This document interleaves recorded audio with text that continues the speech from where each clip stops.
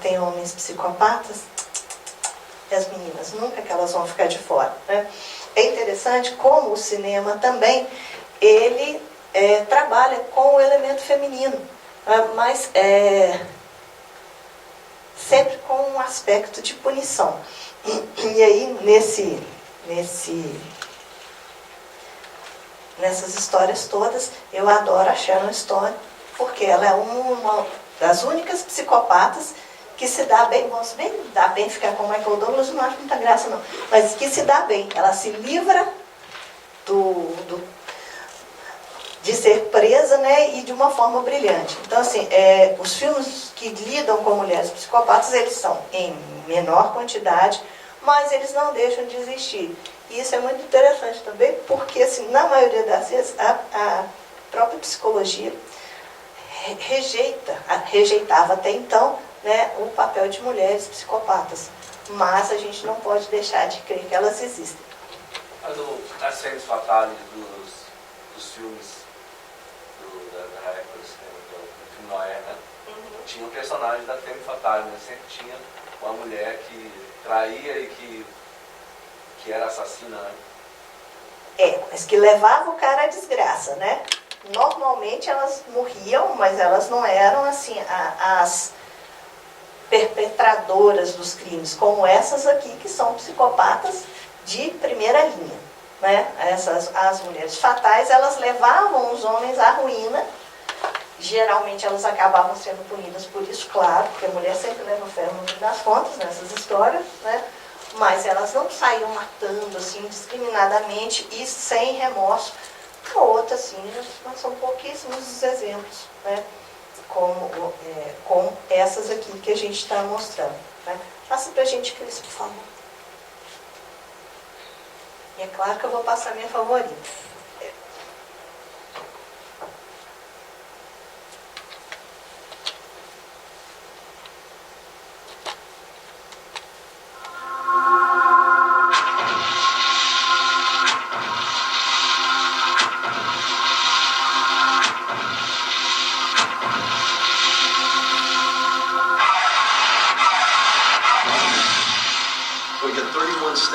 Or was it? Ice pick. I'd like to speak to Miss Catherine Trammell, please.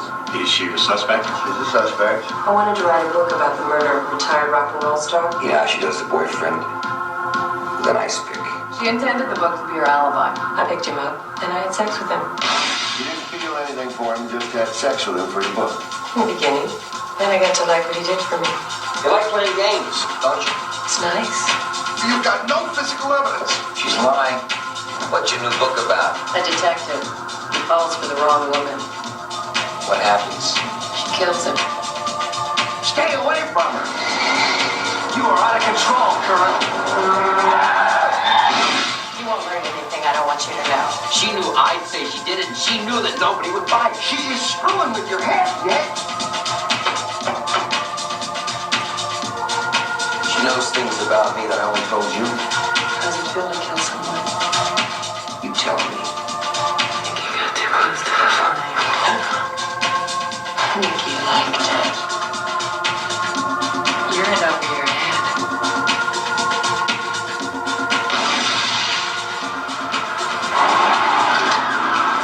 She seduces people. It was internal affairs, wasn't it? She manipulates people. Freeze! How much did she pay you? You wanna play it? Come on! She knows where I live, breathe. Games are over, Nick.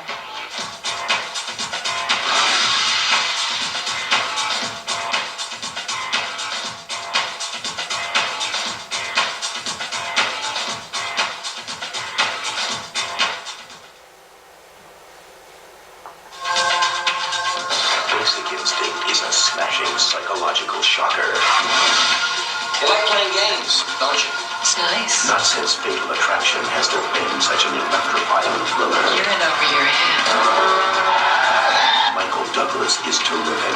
Really, anyway. And Rolling Stone calls it one charged up erotic thriller. Bacana que ele é considerado um filme policial, é um policial erótico, né? mas que no fim das contas também tem os elementos de terror, porque temos uma psicopata de primeira linha, inteligentíssima ainda por cima. Né? Passa pra gente, Cris. Bom, fantasmas e casas mal assombradas, né? Esse também é um tema que é recorrente aí desde os primórdios do cinema, quando a gente viu o Georges Méliès, né, já trabalhava com essa questão das assombrações, de casa mal assombrada. E isso também é uma coisa que faz parte do imaginário de todos os povos. Né? Toda cidade tem os seus fantasmas, toda cidade tem as suas casas mal assombradas. E é interessante quando a gente chega em determinados lugares, né, e sempre tem uma mitologia acerca de certas casas. Né? E geralmente o cinema reproduz isso muito com casas que são lugares onde ocorreram crimes, etc. Né? Mas se a gente pensar, normalmente essas casas elas são velhas, têm rangidos, tem as portas que abrem e se fecham sem explicação, correntes de ar e etc. Toda essa mitologia também que vem da literatura gótica. Se a gente pensar, né, os lugares, as casas estão sempre envoltas em neblina, né? Então, assim, isso tudo vem a partir dos cânones da literatura gótica. Por quê, gente? Porque na Europa, né, essas casas eram assim. Então, isso vem também povoando o nosso imaginário. Quando a gente fala de casa mal assombrada, imediatamente a gente já imagina uma casa velha, cheia de teias de aranha, essas coisas. Né? Bom, e vários filmes que tratam disso, tratam inclusive de casos que são supostamente reais, como essa daí, que é a casa do Amityville. Passa pra gente.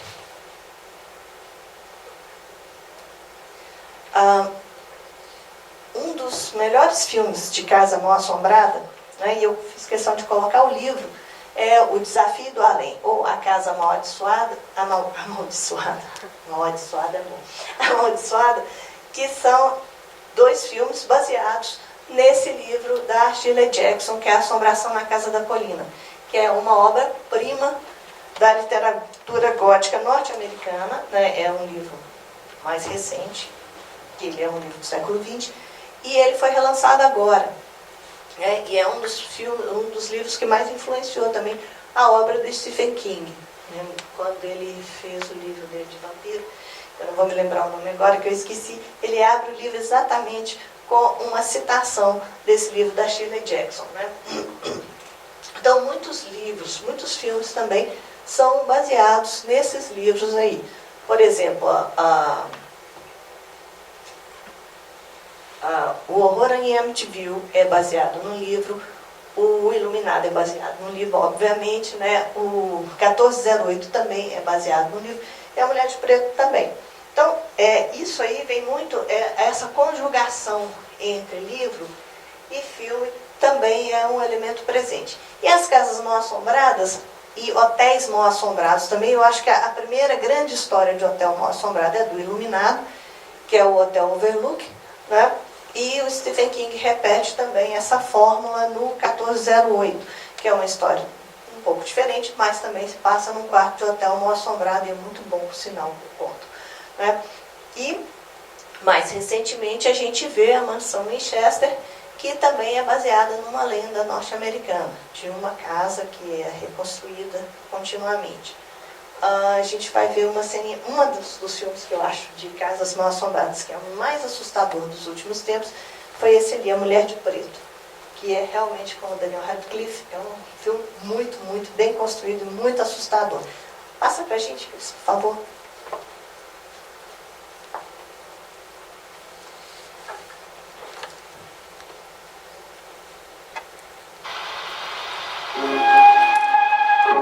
It's the kind of house they don't build anymore. A relic of a time when the world wasn't in such a hurry. When there was still time for a little charm and elegance. It has stood empty for a long while. And at the price, it is a bargain. For a growing young family, it is almost too good to be true. What do you think? I love it.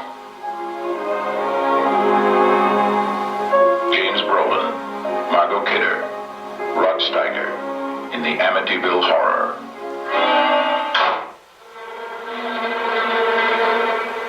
God's peace in this house.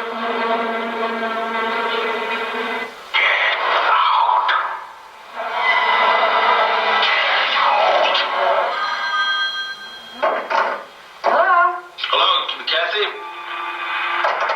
Father Delaney, there's something very important.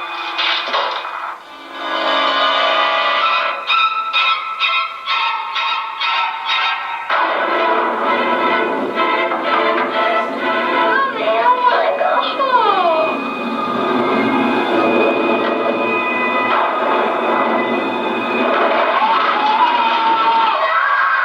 What do you want from us? What's so good, Mom? We have to do something.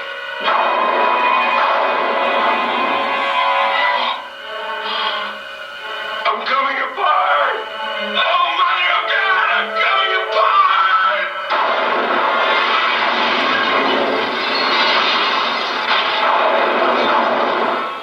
28 days after the Lutz family moved into their dream house, they were running for their lives. What happened to them is an experience in terror you will never forget, and you will believe in the Amityville Horror. From the best-selling book that made millions believe in the unbelievable, the Amityville Horror.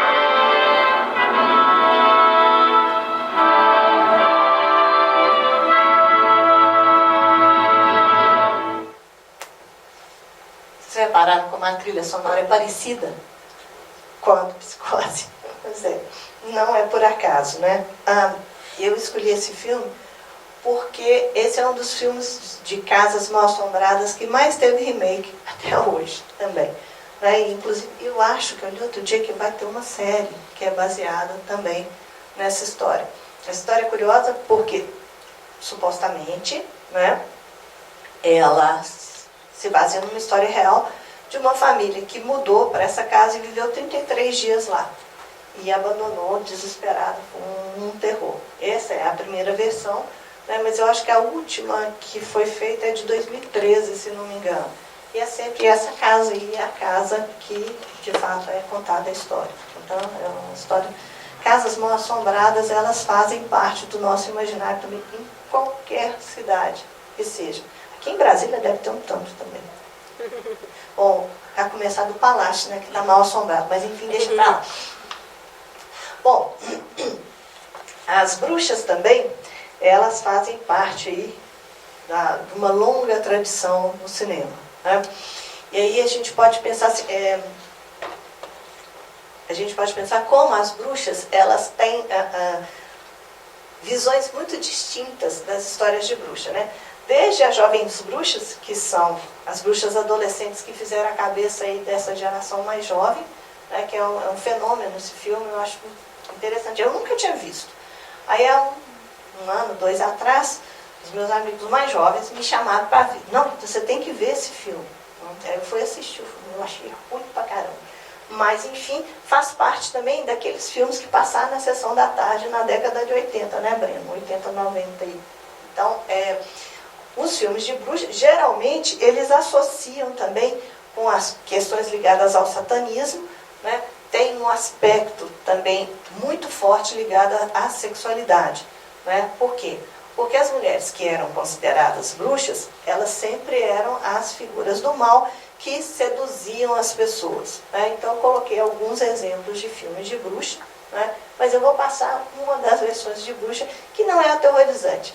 Pelo contrário, é uma versão das bruxas que elas têm o poder.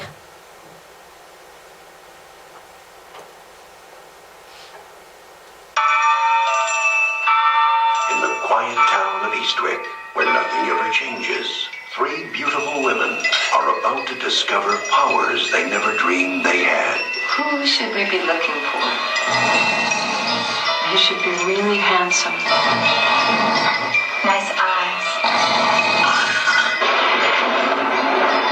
Now, the man of their dreams is here. Jane, at last we meet.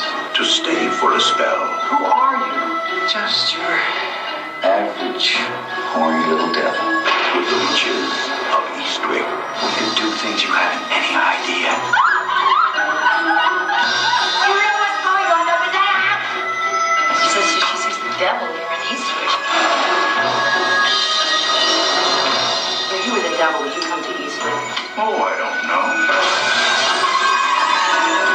Are you gonna seduce me too? Women. A mistake? Or did he do it to us on purpose? Jack Nicholson, Cher, Susan Sarandon, Michelle Pfeiffer. The Witches of Eastwick. Hocus pocus.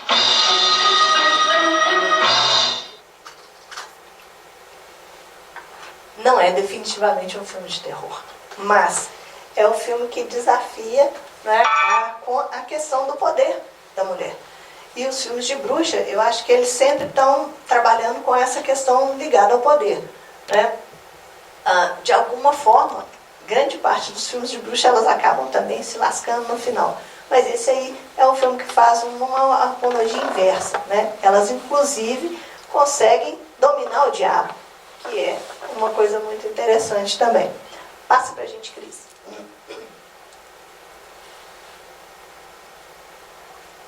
Bom, quando a gente fala dos monstros naturais ou dos monstros da ficção científica, a ficção científica é um gênero também que dialoga muito com os monstros, né? Por quê? Porque a gente tem um desconhecido. E quando a gente fala, né, do desconhecido que vem do espaço, então a gente não sabe o que existe lá de fora, né? Já dizia o Fox Mulder, a verdade está lá fora. Então a gente não conhece aquilo, a gente não sabe o que vem para cá. Então os elementos de horror, eles são muito presentes também em diversos filmes de ficção científica. Talvez são os filmes mais assustadores, né, como Alien, por exemplo, porque trazem esse elemento daquilo que a gente não tem controle sobre ele. Ontem a gente estava falando de filmes de praga, né? Um filme que é de ficção científica, mas acaba sendo um de terror, também é o Extermínio, né? Que é um filme excelente, né? Que traz essa coisa assim, você não tem controle sobre. Então, se você não tem o controle sobre aquela coisa, você teme aquilo. Os filmes de ficção científica, eles já começam, né, a falar sobre esses monstros a partir da criação, da sua grande disseminação, que é no final do século XIX. Por que é o final do século XIX? É exatamente o momento em que a ciência ela dá seus grandes saltos, né? Quando começa já a aparecer o cinema, quando os raios-x já começam a desvendar o interior do corpo humano, e as pessoas começam a perceber, então, que o corpo humano é uma máquina que não depende especificamente de um sopro divino para funcionar. Então, a ficção científica ela começa a se desenvolver com mais capacidade nesse momento, e é lógico que a partir da década de 40, porque a gente tem filmes de ficção científica, assim, inclusive o que eu considero o primeiro grande filme do cinema é o Viagem à Lua, do Georges Méliès, que é de 1902. Né? Mas o que precisa para que esses filmes se desenvolvam é exatamente tecnologia, né? E esses grandes monstros, aí a gente vê nesses filmes de terror o quê? Duas coisas. Primeiro, os ataques dos alienígenas, e o segundo, os ataques da própria natureza, né? As forças da natureza que a gente também não tem controle sobre elas. Então, obviamente, a gente vai ter medo disso. Passa pra gente, Cris.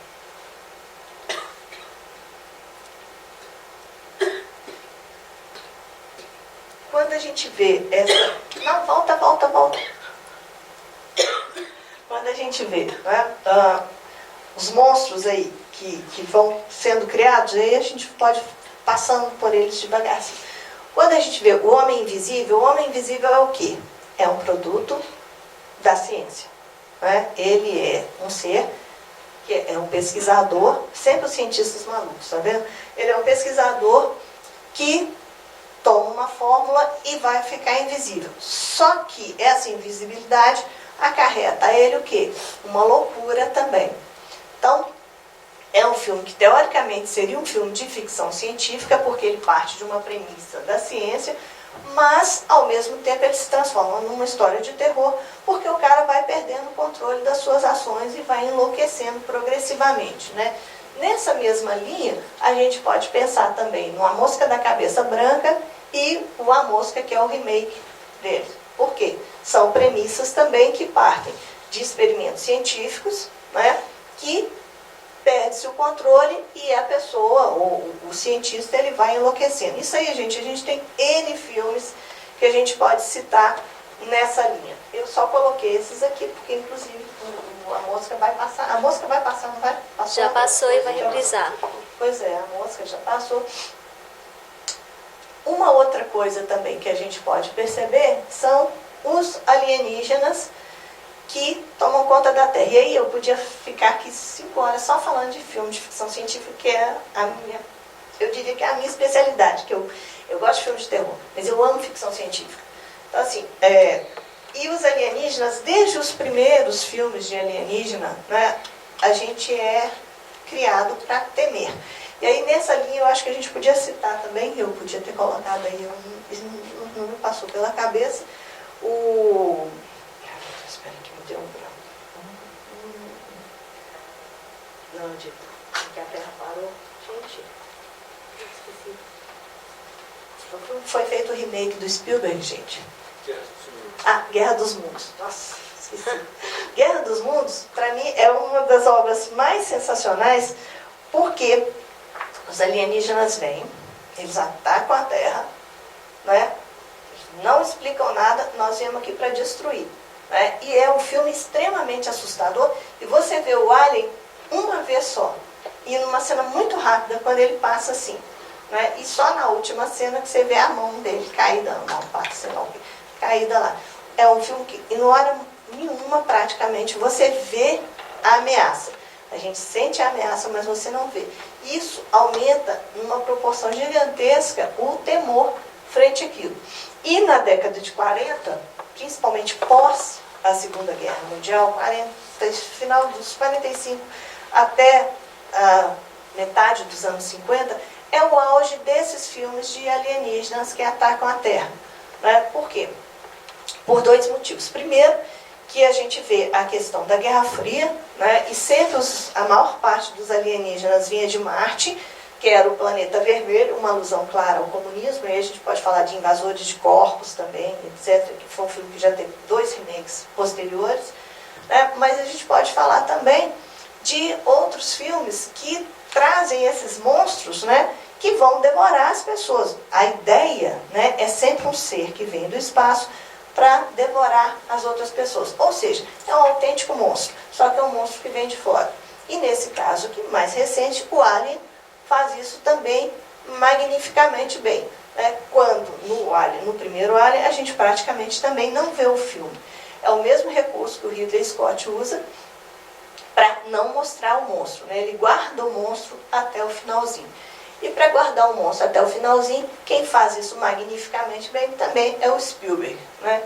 Você quase não vê o tubarão, até a hora que ele aparece de fato. Então ele vai criando aquele clima de suspense, que são monstros. Que monstros são esses? Ok, os alienígenas vieram de fora, a gente não tem controle sobre eles. E quando os monstros estão aqui, por exemplo, no mar, né? Ainda é mais assustador, e aí a gente tem uma série de filmes de crocodilo, piranha, etc. Né?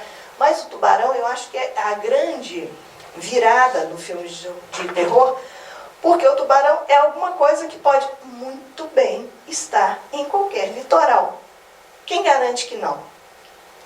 Então, esse é um elemento também que mostra que a gente não tem controle. Principalmente a gente não tem controle sobre aquilo que é da natureza.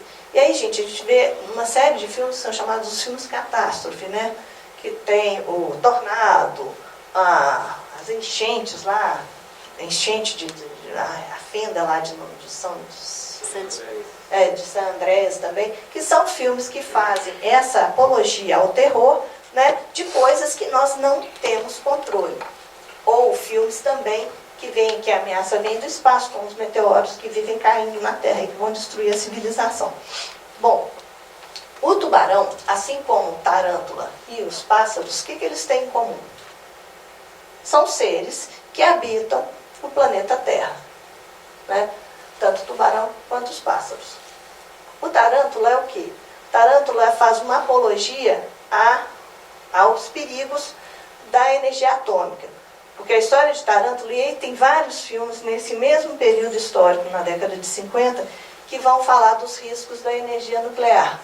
E a tarântula é exatamente uma aranha que foi atingida por uma bomba atômica, né? Não foi a bomba, pela radiação de uma bomba atômica, e ela vira um ser gigantesco e sai atacando as pessoas, né? Atacando a cidade. Da mesma forma, os pássaros e o tubarão. Mas peraí, o que essas três coisas têm em comum? Primeiro, são seres da natureza. Os pássaros e o tubarão. Os pássaros, eles surgem de onde? Eles atacam por quê? Alguém sabe? Ah, se soubesse eu ia dar um prêmio, porque nem eu sei. Eu já vi dezenas de vezes esse filme, é um dos filmes do Hitchcock que eu mais gosto de assistir. E ele é um filme aterrador, exatamente porque ele não se explica. Nós não sabemos o porquê que aqueles pássaros resolvem fazer aquilo, resolvem atacar aquela cidade daquela forma, né? E aí é que reside o terror desse filme, da não explicação. Porque aquilo que não se explica, ele é muito mais assustador. É o desconhecido, né? Aí a gente volta lá no começo. É o medo daquilo que a gente não tem o controle sobre ele, né? O tubarão é a mesma coisa. O tubarão é um ser gigantesco que aparece teoricamente do nada e que começa a aterrorizar uma cidade. Só que o tubarão, ao contrário dos pássaros, existe uma, digamos assim, uma explicação para ele, né? Os pássaros não.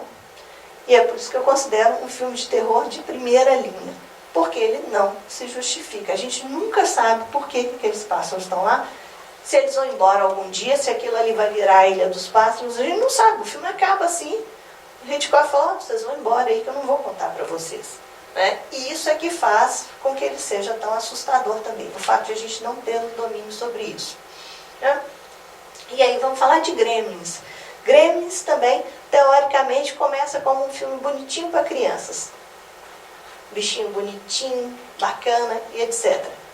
Até que ele vira aquela coisinha terrível, né? Terrível. E aí a gente pode pensar sempre naquela coisa do doppelganger mesmo, né? Do lado bom e do lado mal, do lado lobisomem, que um gremlin, ele também pode significar. Então é aquela coisa que a gente não tem controle, ou teria controle se tomasse conta, né? E eles vão arrasando aí. Eu não acho que Gremlin é um filme de terror, não. Eu acho ele super divertido, eu adoro ver aqueles diabinhos detonando as coisas todas. Mas algumas pessoas consideram um filme de terror. Bom, vejamos. Como são os monstrinhos do bem? Passa pra gente.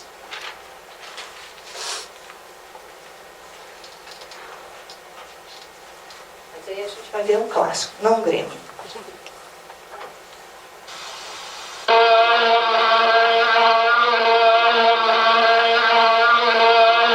Will everyone in the theater hold on firmly to his seat, please?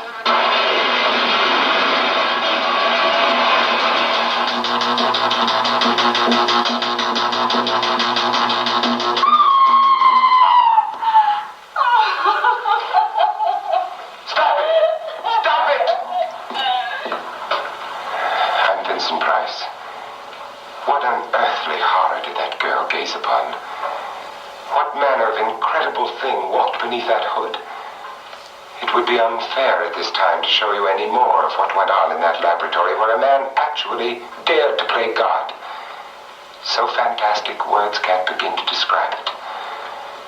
You must see it with your own eyes to believe it.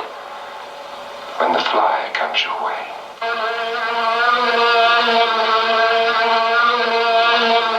It isn't like any other fly I've ever seen. Please, let me look at the fly. I've killed Andre. Please help me. Call the police and... The charge could only be murder. There were no mistresses. I had no lovers. Why did you kill him? God Don't let it get out. Inspector, it's in the garden. Come quickly. As God is my witness, I saw the thing. It's unbelievable. I shall never forget that scream as long as I live. The fly's on its way.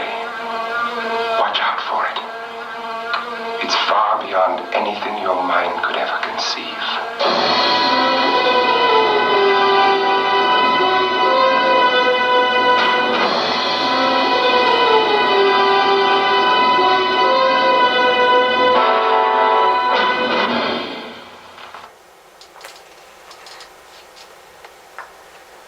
Bom, eu fiz questão de colocar esse trailer aí, porque eu acho absolutamente sensacional.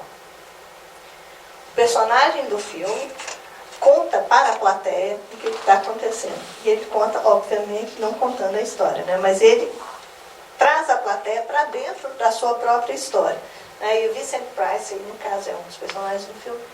E ele, quando eu escolhi passar os trailers dos filmes, eu acho que é muito importante a gente ver como é que cada época ela retrata também a situação do filme, né? Como é que eles vão seduzir a plateia para que você queira ver esse filme. E aí, na década de 50, né, o cinema estava passando por uma série de transformações também. Eles começaram a usar elementos técnicos. Então é a época que eles fazem filmes com 3D, eles fazem filmes com as cadeiras que balançam, eles fazem filmes com as aparições, projeções dentro do cinema, porque eles estavam querendo mudar a percepção do espectador frente aos filmes, né? Então essa utilização do Vincent Price se auto-apresentando e já convidando as pessoas para assistir um filme de terror, eu acho uma coisa muito bacana. E é um filmaço esse. Você vai passar esse, Breno? Não, né? Só a moça. Que é também uma grande homenagem, e é um filme nojentérrimo, aliás. Nossa. Passa lá, Cris. Bom, os filmes de demônio, eles fazem parte muito também da nossa tradição judaico-cristã, né? Eles são, eles usam muitos elementos, né, sempre da luta do mal contra o bem, das trevas contra a luz. São elementos que são utilizados aí ao longo dos anos, né, em diversos filmes. Mas o curioso é pensar que esses filmes que têm essa pegada mais ligada a demônios mesmo, eles são mais recentes na história, né? Eu estava pesquisando isso e eu não vi muitos filmes feitos sobre demônios, essas coisas. Eles não são muito utilizados nos primórdios do cinema. Talvez seja porque, pelo respeito que a Igreja Católica tinha naquele período. Né? Então a gente vai ver isso a partir da década de 60, é que começam a surgir os grandes filmes ligados a demônio mesmo, o bem, o mal. É muito raro você ter alguma menção, a não ser que seja alguma brincadeirinha, né, a filmes com o peso desses filmes de demônio que vão aparecer a partir do final dos anos 60. E por que a partir do final dos anos 60? Porque o mundo está passando por uma grande revolução, né? Principalmente essa revolução dos jovens baby boomers, filhos do pós-guerra, que já são criados distantes da religião, eles começam a ter uma percepção distinta também dessa religiosidade, né? E aí a gente vê uma leva de filmes que vai tratar disso, principalmente no cinema italiano também, a gente vê muita coisa ligada a isso.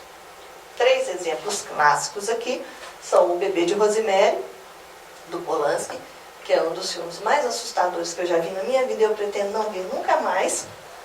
O Exorcista, que é um filme também de 73, né? E A Profecia, que depois ainda teve algumas continuações também. Esses filmes, eles já são filmes permanentes no imaginário de filmes de demônio. Praticamente todos os filmes que são feitos aí a posteriori, eles têm um ou outro elemento que são trabalhados nessa trilogia aí. Passa pra gente, Cris.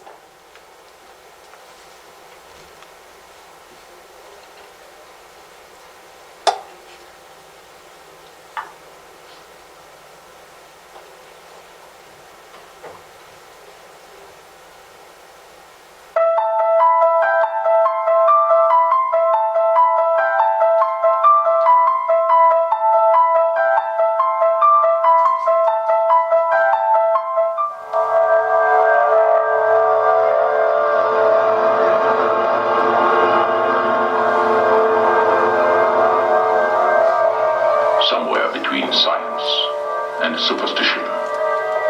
There is another world. The world of darkness.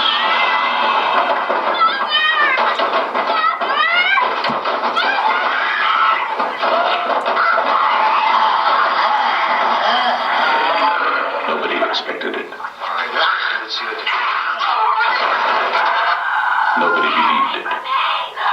And nothing could stop it. There are no experts. You probably know as much about possession as most priests.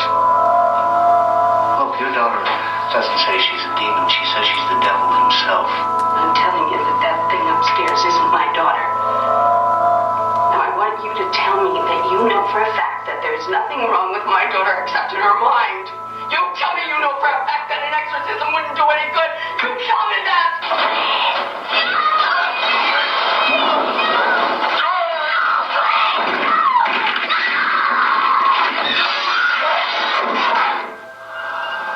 The one hope. The only hope. The Exorcist.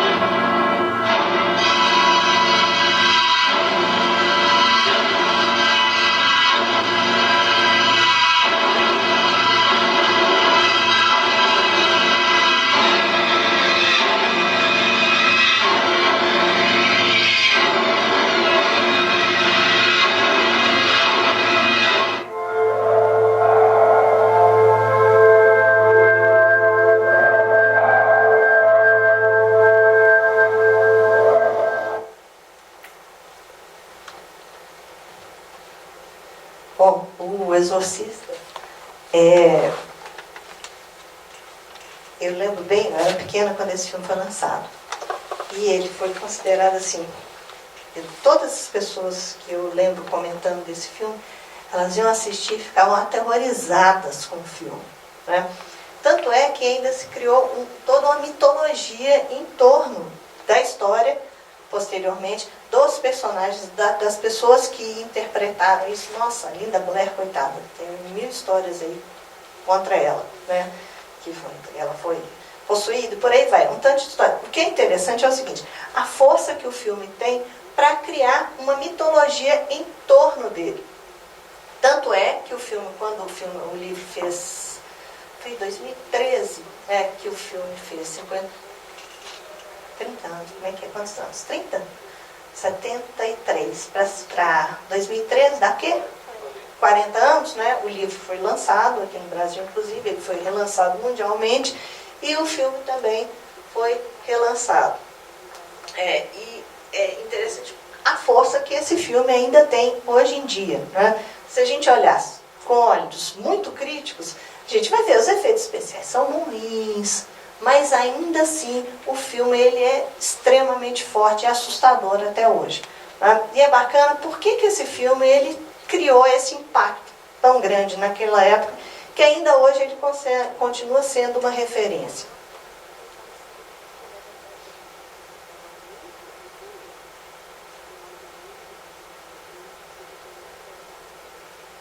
Por que será? Porque o mal vence. Ainda que a garotinha lá saia que o demônio abandone a garotinha, né? Mas o mal vence, né? E é um filme que é assustador por causa disso, porque normalmente nós somos criados para saber que a luz vence as trevas, né? Normalmente é isso que acontece. Nesse não. Nesse filme o mal vence, né? Ele consegue destruir lá os padres todos. Então é terrível o filme e ele cria essa atmosfera de impotência da gente frente a determinadas forças que a gente não tem controle sobre elas. Por isso que é um filme tão assustador também, né?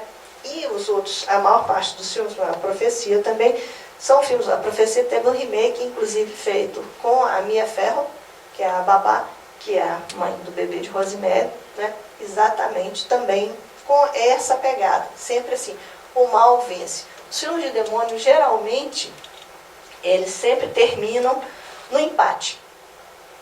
Não, mas o bem vence. Não, na maior parte das vezes, se vocês pensarem, né, as perdas, elas são muito maiores que os ganhos nos filmes de demônio, né? Então, sempre termina no empate. Termina no empate por quê? Porque tem que ter um equilíbrio entre o bem e o mal, né? Passa pra gente, Cris. Bom, hoje a gente, falando do gênero terror hoje, a gente foi passando muito rapidamente por ele, né? Mas aí a gente tem que pensar nas influências atuais. Como que esse gênero hoje ele transita, né? Quando a gente falou dos filmes clássicos, a gente vê que hoje vários filmes são feitos seguindo esses mesmos padrões. Se a gente pensar agora, e eu falei com vocês no início da aula, que eu ia deixar de fora muitos filmes, né? Cada um tem a sua lista de terrores particular, com certeza. E com certeza, se todos nós falarmos aqui, um ou outro filme certamente a gente vai ter em comum. Mas um filme que me assusta pode ser que não tenha nada a ver para vocês. Por exemplo, Os Pássaros, que para mim é um filme extremamente assustador, às vezes para vocês não tem interesse nenhum. O que acontece nesses filmes, né? As histórias, elas vão sendo recontadas ao longo dos anos. E nas séries televisivas, a gente vê muito isso acontecendo com as séries televisivas, né? Essa foi uma série que é uma pena que ela terminou, que vai juntar todos esses elementos da mitologia gótica numa série só, que é Penny Dreadful, né? Que junta a bruxa com o lobisomem, com o Frankenstein, com o Dorian Gray, e está faltando ali a criatura mesmo, tadinho, né? E essas mitologias, todos esses monstros, eles vão continuar povoando o nosso imaginário. Aí eu vou responder a sua questão de novo. Por que eu não acho que existe esse pós-horror? Porque são só variações em torno do mesmo tema. Todos esses filmes que a gente vê, mesmo quando a gente fala assim, mas tem filme de bruxa, mas tem filme disso ou daquilo, né? Na verdade, são as mesmas histórias que são recontadas de forma diferente. O que muda? Muda a tecnologia. O cinema brasileiro, por exemplo, que eu não abordei, o cinema de terror brasileiro, agora que ele começa a emergir. Por que ele começa a emergir agora? Primeiro, porque os diretores eles estão conseguindo driblar essa visão reducionista acerca do cinema de terror. É muito interessante a gente pensar como o terror é um gênero que não é considerado na história do cinema como um grande gênero.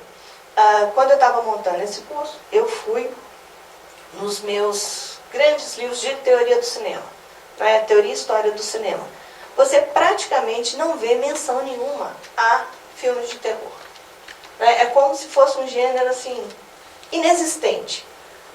Mas esse é um dos gêneros. Se a gente pensar, existe desde os primórdios do cinema e até hoje continua em cartaz. Continua em cartaz e continua levando multidões ao cinema, né? A própria Universal, a fama dela se deve muito mais aos filmes de terror que ela conseguiu produzir do que aqueles filmes ditos sérios ou os filmes A, né? E o cinema hoje, ele vai continuar produzindo isso.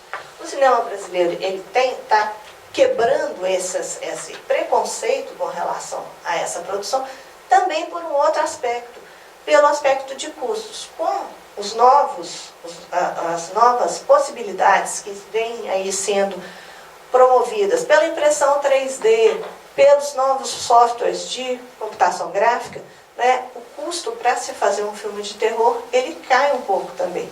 Claro que ainda é uma tecnologia muito cara para nós brasileiros, mas eu acho que existe uma possibilidade muito grande de se fazer filmes de terror, sim, com qualidade, né, a um custo que seja possível de se realizar. A grande questão é se a gente tem público para isso, né? Eu acredito que sim. Eu acredito que sim, porque senão a gente não estaria aqui no sábado à tarde, com esse som maravilhoso, falando sobre isso nessa sala escura, né? Então, acho que a gente tem excelentes diretores que estão surgindo aí também e que vão dar um fôlego novo, né, para o cinema brasileiro, inclusive. Espero no próximo curso fazer uma abordagem especificamente também sobre o novo cinema brasileiro de terror.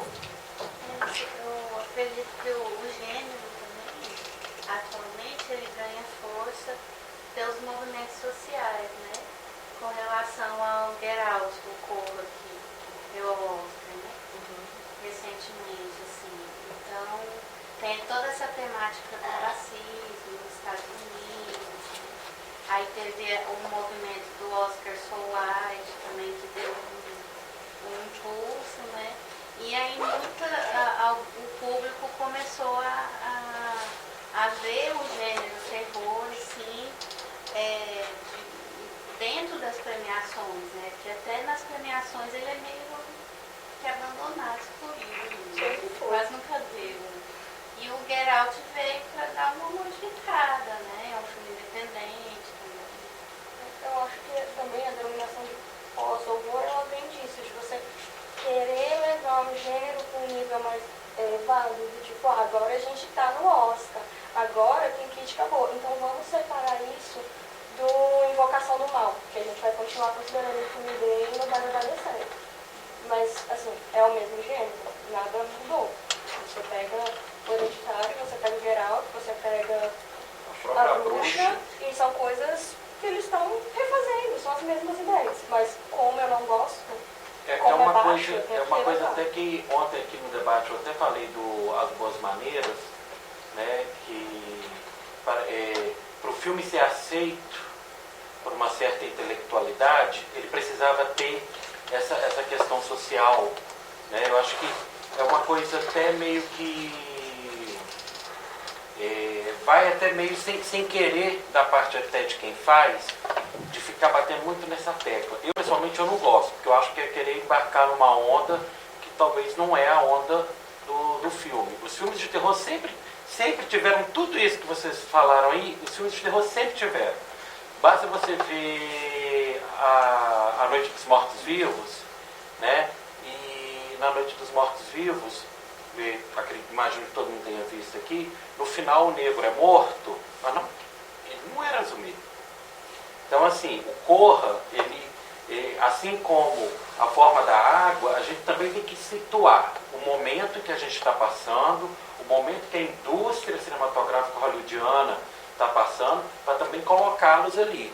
Eles não estão ali simplesmente porque tem tudo isso só, né? Tem também tem isso, mas também tem uma questão de imagem que a indústria precisava naquele momento, nesse momento todo, envolvendo tudo isso que aconteceu por lá no ano passado, eles precisavam, entendeu? Tem muitas coisas que a gente também não pode ser inocente ao ponto de achar que revoluções estão sendo feitas. Calma. Né? Eu vi agora no um programa com uma das mulheres que denunciou o cara da Miramax e li depois alguma coisa, uma entrevista dela na Marie Claire, que ela fala que o Me Too, na verdade, não foi criado, sabe? Não foi criado por ela, por exemplo, que foi lá e denunciou. Foi criado por uma agência. Não é uma coisa que surgiu aleatória. Então, assim, a gente também tem que tomar muito cuidado com isso. E, acima de tudo, entender o que está vindo ali. Entendeu? Tem o cinema de horror sempre, o cinema de gênero, na verdade, sempre usou metáfora para falar da gente. Né? Isso não é uma novidade do Corra, isso não é uma novidade da Bruxa. Né? Então, assim, acontece que hoje algumas pessoas que têm o poder da fala, de se comunicar, ficam colocando esses filmes e criando essas novas denominações que eu pessoalmente acho, não digo perigoso, mas eu penso, realmente é isso? Para mim são pseudo-denominações.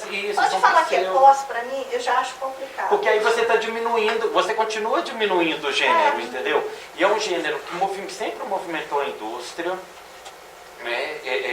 Indústria, quando eu falo, é Hollywood mesmo, gente. Então, assim, outros países têm a sua produção, né? Você vai ver como que os japoneses fazem filme de terror, é de um jeito, os coreanos é de outro, os europeus são de outro, né?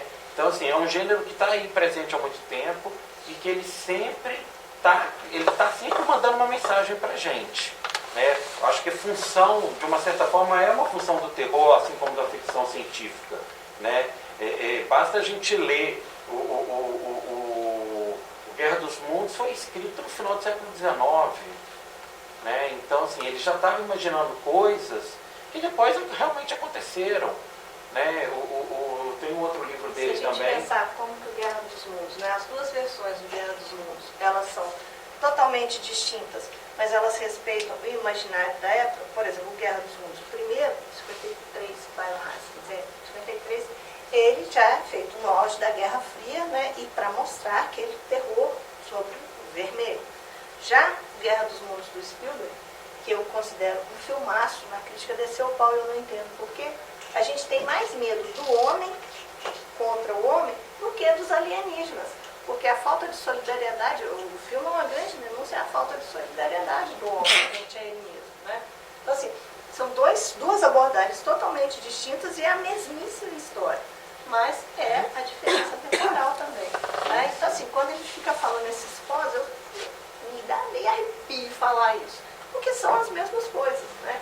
E quando a gente cria isso, é o que você falou, nós estamos estigmatizando tudo que foi feito para trás e que é muito bacana, né? É muito bacana. A Invocação do Mal é ruim. As pessoas gostaram, tem gente que gosta, né? É um tipo de filme que pode agradar determinado tipo de público. E eu acho que a gente não pode ser preconceituoso.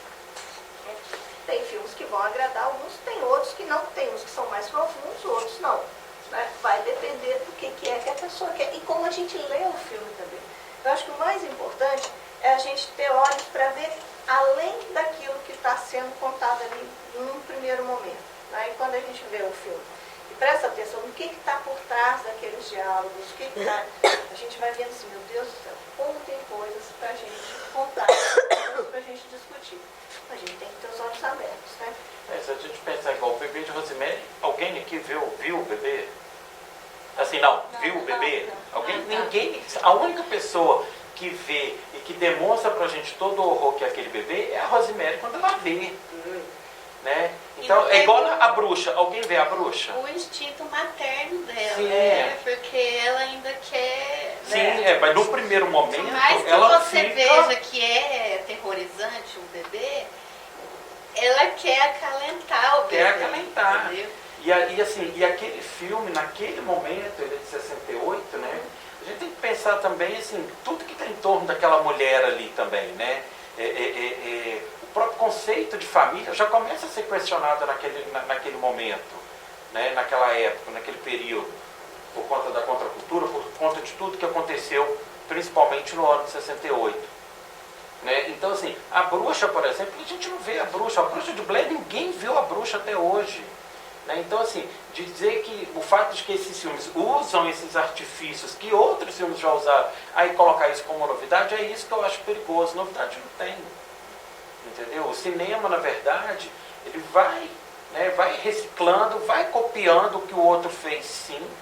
Né? E não pode ter vergonha. Tem uns que escancaram mais isso. Tarantino é um cineasta que escancara mais as suas referências, né? Nos seus próprios filmes. Então, assim, eu acho que a história do pós-terror veio lá da Inglaterra, de um jornalista inglês, e as pessoas meio que estão comprando isso e não percebem o quanto que elas estão colocando para baixo um gênero, que é um dos gêneros mais fortes que tem dentro da indústria do cinema. E que não morre. E que não morre. Não vai morrer. É que nem o Jason, não vai morrer. Porque a gente tem medo, gente. Nós sempre vamos ter medo de alguma coisa, né? Ô, Cris, passa aí para mim mais um.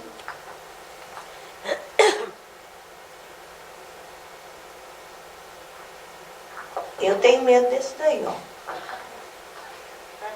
Então, gente, ó, muito obrigada. Foi um prazer passar essa manhã e essa parte da tarde aqui com vocês. Eu espero que vocês tenham muito medo e vejam muitos filmes de terror, tá? Muito obrigada.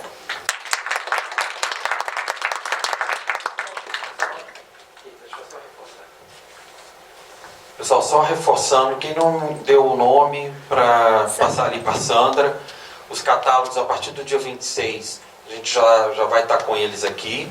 Aí é só procurar a Sandra, ela sempre chega aqui no máximo meia hora antes da primeira sessão e fica até a última sessão, tá? Para poder pegar o catálogo até o dia 7 de agosto, quando a mostra termina. Tá? Se alguém vir no dia 25 para o debate, possivelmente a gente já deve estar com alguns exemplares no debate, que a gráfica está fazendo de tudo para entregar pelo menos alguns exemplares para a gente distribuir no dia do debate. Aí já pega, já avisa a Sandra também para ela poder riscar o nome lá da lista. Eu vi no tá? PDF, está maravilhoso. Tá? E eu acho que já tá, o PDF já está para baixar no site do CCBB, é só entrar lá depois para verificar.